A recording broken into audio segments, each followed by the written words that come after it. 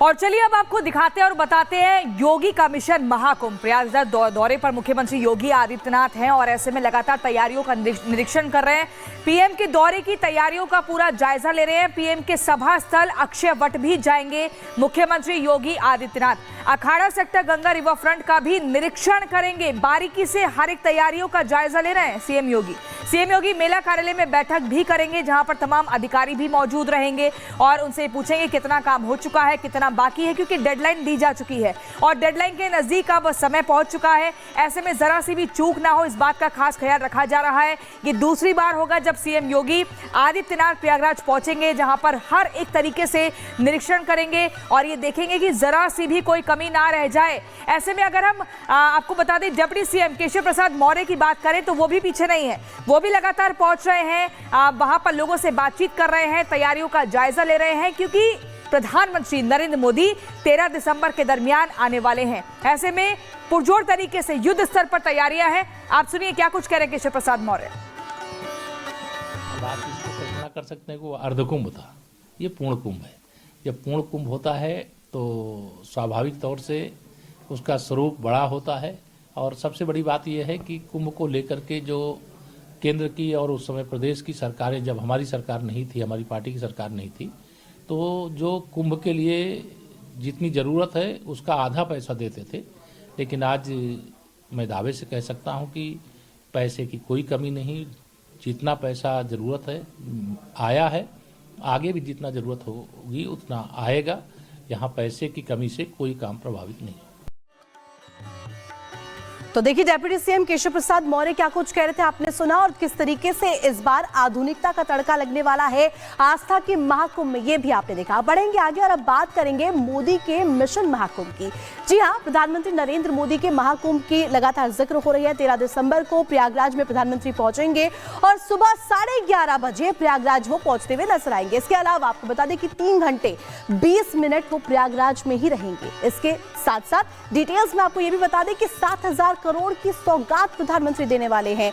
इसके अलावा निषाद राज क्रूज से किला घाट वो जाएंगे। तो तमाम क्या कुछ शेड्यूल रहने वाला है उनका, वो हम आपको बता रहे हैं। अक्षय वट और भरत कूप का दर्शन भी प्रधानमंत्री नरेंद्र मोदी इस दौरान करते हुए दिखाई देंगे। प्राचीन हनुमान मंदिर भी वो जाएंगे, वहां पर भी दर्शन करेंगे। और उसके साथ साथ आपको ये बता दें कि 13 दिसंबर को उनका जो दौरा है कई मायनों में अहम रहने वाला है। साथ ही साथ प्रधानमंत्री के इस दौरे को लेकर के किस तरीके से तैयारियां की गई है और वहां पर जब वो प्राचीन मंदिरों में पहुंचेंगे, दर्शन करते हुए नजर आएंगे, किस तरीके से तैयारी है, हमारी सहयोगी पुनीता की ग्राउंड रिपोर्ट आपको दिखाते हैं। तीर्थराज यानी संगम नगरी को पूरे तरीके से यानी कि दुल्हन की तरह सजाने का काम चल रहा है। वजह यह है कि आस्था के सबसे बड़े महापर्व का आयोजन संगम नगरी प्रयागराज में हो रहा है और यही वजह है कि यहाँ पर तैयारियों को अब अंतिम रूप देने का काम जारी है। इस वक्त मैं मौजूद हूँ लेटे हुए हनुमान जी मंदिर के बाहर और इस मंदिर को किस तरीके से सजाया जा रहा है, खूबसूरत रंग देने की कोशिश हो रही है, ये आप देख सकते हैं। क्योंकि महाकुंभ में जब श्रद्धालु यहाँ पर स्नान करने के लिए पहुँचेंगे तो आस्था का केंद्र लेटे हुए हनुमान जी भी रहने वाले हैं और यही वजह है कि श्रद्धालुओं की सुविधाओं को देखते हुए यहाँ पर कॉरिडोर का निर्माण भी करवाया गया है। आपको बता दें कि 40 करोड़ में ये कॉरिडोर जो है वो बनकर तैयार होगा। हालांकि पहले फेज के निर्माण का काम लगभग पूरा हो चुका है, दूसरे फेज का निर्माण का काम जो है वो कुंभ के बाद होगा।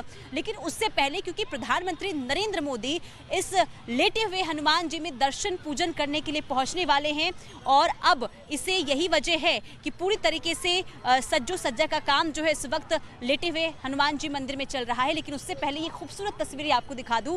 ये देखिए, हनुमान चालीसा की जो 40 चौपाइयां हैं उसे रंगों के जरिए यहाँ पर उकेरा गया है दीवारों पर और जो कलाकार हैं वो दिन रात यहाँ पर लगे हुए हैं और यही वजह है कि यहाँ पर श्रद्धालु तो पहुंचेंगे ही, लेकिन उससे पहले प्रधानमंत्री नरेंद्र मोदी भी लेटे हुए हनुमान जी में पहुंचकर पूजा अर्चना करते हुए नजर आएंगे और यही वजह है कि यहाँ पर अब तैयारियों को अंतिम रूप दिया जा रहा है।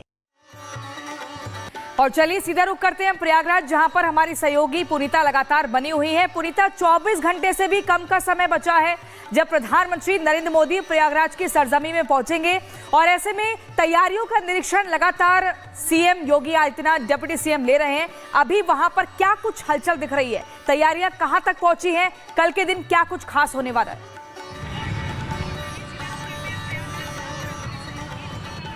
बिल्कुल प्रियंका, देखिए तैयारियां यहाँ पर लगातार देखने को मिल रही है और वजह ये है कि प्रधानमंत्री नरेंद्र मोदी पहुंचने वाले हैं संगम नगरी में, कुंभ नगरी में, और ऐसे में अब तमाम तैयारियों को अंतिम रूप देने की कोशिश हो रही है। संगम घाट प्रधानमंत्री नरेंद्र मोदी जाने वाले हैं, संगम की सैर करने वाले हैं, यानी कि वहां जाकर खुद वो तैयारियों का जायजा लेंगे और यही वजह है कि लगातार जो अधिकारी है वो संगम घाट पहुंचते हुए तमाम तैयारियों का खुद निरीक्षण करते हुए जायजा लेते हुए नजर आ रहे हैं। और इसके पीछे की वजह ये समझिए क्योंकि 2019 में जब अर्ध कुंभ हुआ था तो उसी दौरान संकल्प लिया गया था सरकार की तरफ से कि 2025 में जब महाकुंभ होगा तो उसे भव्य दिव्य नव्य बनाया जाए, और इसी को लेकर पूरे प्रयागराज को लगातार सजाने के साथ साथ सबसे प्रमुख ये हो जाता है कि जो तीर्थयात्री यहाँ पर पहुंचे उनकी सुख सुविधा का बखूबी ध्यान रखा जाए। और यही वजह है कि हर स्तर पर खुद मुख्यमंत्री योगी आदित्यनाथ भी लगातार तैयारियों का जायजा ले रहे हैं। दूसरी बार, यानी कि एक हफ्ते में दूसरी बार मुख्यमंत्री योगी आदित्यनाथ प्रयागराज पहुंचे हैं। अधिकारियों के साथ लगातार बैठकें हो रही है। खुद शाम को मुख्यमंत्री योगी आदित्यनाथ अधिकारियों से फोन पर बातचीत करते हैं, जानते हैं कि बताइए कि काम कितना रह गया है, कहां पर अभी कमी नजर आ रही है, और अगर कहीं कमी है तो उससे आप जल्द से जल्द निपटाइए। तो तमाम तरीके से यहाँ पर देखिए जो संकल्प लिया गया है और यही वजह संकल्प को पूरा करने की। और आपका शुक्रिया फिलहाल जानकारी देने के लिए। लौटेंगे आपके पास और अपडेट्स के लिए। देखिए आस्था के सबसे बड़े और अनोखे मेले में 40 से 50 करोड़ लोगों के जुटने का अनुमान लगाया जा रहा है, जिसे देखते हुए क्राउड मैनेजमेंट टीम जी भी तैयार हो चुकी है। कुंभ का क्राउड कंट्रोल कैसे होगा ये आपको बता देते हैं ग्राफिक्स के जरिए। महाकुंभ में क्राउड कंट्रोल का एक्शन प्लान क्या है वो देख लीजिए। माउंटेड पुलिस भीड़ का नियंत्रण करेगी। भारतीय ब्रीड के घोड़ों पर भी जवान दिखेंगे। अमेरिकन और इंग्लैंड ब्रीड के घोड़े भी इसमें शामिल किए गए हैं। जल थल दोनों में तैनात माउंटेड पुलिस होगी और कुंभ के लिए खास तैयारियां की जा रही है। इन घोड़ों को खास तरीके से प्रशिक्षित किया गया है महाकुंभ के लिए। घोड़ों की संख्या क्या है वो भी आपको बताते। 130 पुलिसकर्मी कितने 166 है, और अदर स्टाफ की अगर बात करें 35 होंगे। पशु चिकित्सक भी है वो होंगे 3। तो ये आपको लगातार बता रहे हैं कि इस बार क्या खास तैयारियां की गई है। संगम तट पर पड़ने वाली कड़ाके की सर्दी और महाकुंभ में होने वाली पूजा अर्चना को देखते हुए भी बड़ी संख्या में मिट्टी के चूल्हे वहां पर तैयार किए गए। हवन कुंड और दियों का निर्माण भी लगातार किया जा रहा है। आपको ग्राउंड रिपोर्ट के जरिए बताते हैं कि आखिरकार क्या खास इंतजाम इस बाबत किए गए।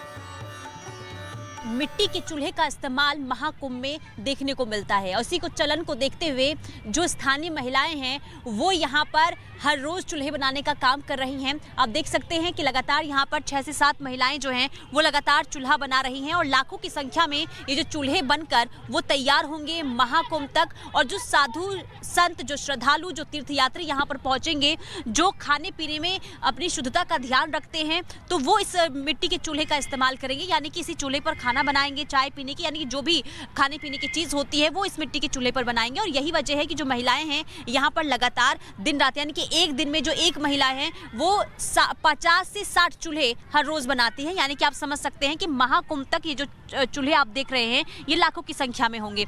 एक महिला मेरे साथ मौजूद है जो चूल्हे बना रही हैं, आप देख रहे हैं, और काफी मेहनत इसमें लगती होगी। हाँ, काफ़ी मेहनत लगता है। एक बार पीटो, फिर चिकनाओ, फिर बनाओ, माटी भी आवे पड़ा था। वहाँ रेलवा पुल के लगे से माटी लाते हैं। अच्छा। हाँ, तब फिर फोड़ेंगे, तब पीटेंगे, तब चिकनाएंगे, तब माटी गोबरी करेंगे। हाँ। तभी मेले, कुंभ मेले में बिचाएंगे। तो एक दिन में कितने चूल्हे बना लेती हैं? अरे बस 50 चूल्हा। हाँ। अच्छा, महाकुंभ में जो श्रद्धालु आते हैं, लगता है ये चूल्हे लेके जाएंगे वो? हाँ। हाँ। क्या वजह है चूल्हे इतनी तादाद में जो आप लोग बना रहे हैं, कितने बिकने की उम्मीद होती है महाकुंभ के दौरान? अरे कब बिचने के मुँह को लागत है, नहीं बिच जात है ऐसे। तो देखिए पुनीता हमारे साथ लाइव कनेक्ट है। पुनीता का रुख कर लेते हैं। पुनीता देखिए महाकुंभ का जो जिस तरीके से जिक्र हो रहा है, तैयारियों का जिक्र हम लगातार कर रहे हैं, और आपकी रिपोर्ट भी हमने देखी जहाँ किस तरीके से मिट्टी के चूल्हे बनाए जा रहे थे वो भी आपने बखूबी दिखाया है। और इसके जरिए जो प्लान है, जो अभियान है, वो वोकल फॉर लोकल को प्रमोट करने का लगातार देखने को मिल रहा है। क्या तैयारी इस लिहाज से? बिल्कुल, देखिए तैयारियां हर लिहाज से यहाँ पर देखने को मिल रही है, क्योंकि महाकुंभ सिर्फ आस्था का केंद्र यहाँ पर नहीं देखने को मिलेगा, बल्कि यहाँ से कई ऐसी चीज़ें जो हैं वो देश दुनिया में निकलकर भारत की जो तस्वीर है वो अलग देखने को मिल सकती है। वजह यह है कि एक तो भारत किस तरीके से डिजिटलाइजेशन का इस्तेमाल कर रहा है इस महाकुंभ में, इसकी भी झलक देखने को मिलेगी। इसके अलावा लोकल फॉर वोकल जिसे लेकर लगातार देखिए सरकार की तरफ से भी पहल